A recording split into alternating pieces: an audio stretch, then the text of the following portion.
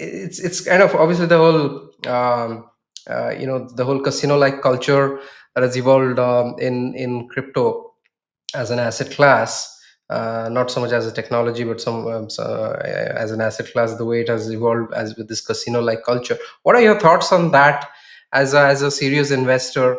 Um, Net good, bad, or it's something that we have to live with in the space, or is something which can be actually leveraged for something for a flywheel actually, which can be net positive? What are your general thoughts on it?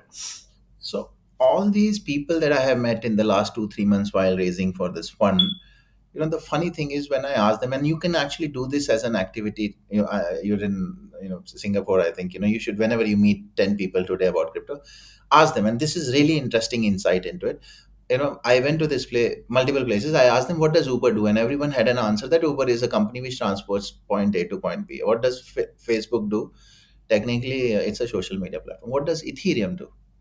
And people are saying it's 100 million billion valuation, token is ETH. No, no, that's not what it does. My question is, what the hell does Ethereum do? What does Bitcoin do? Oh, it's $80,000. So, when people don't even understand what they're investing in, unfortunately, it is gambling.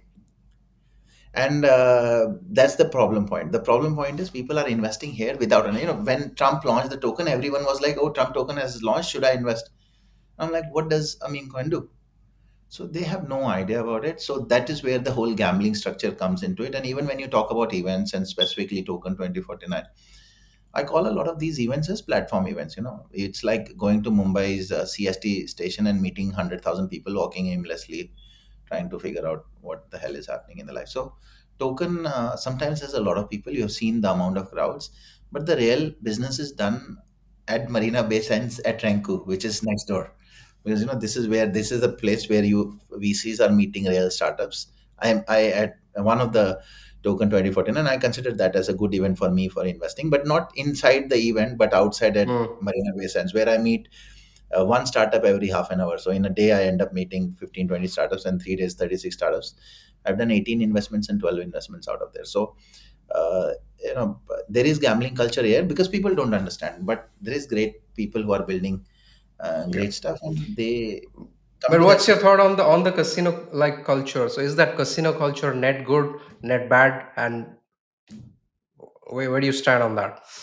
Overall bad for the industry, but that's where it will grow. It attracts people because 10% yields don't attract people much. Retail wants to come for 100x. So it's, yeah, in the long term it's bad, but that's where the real investors start coming in and understanding market.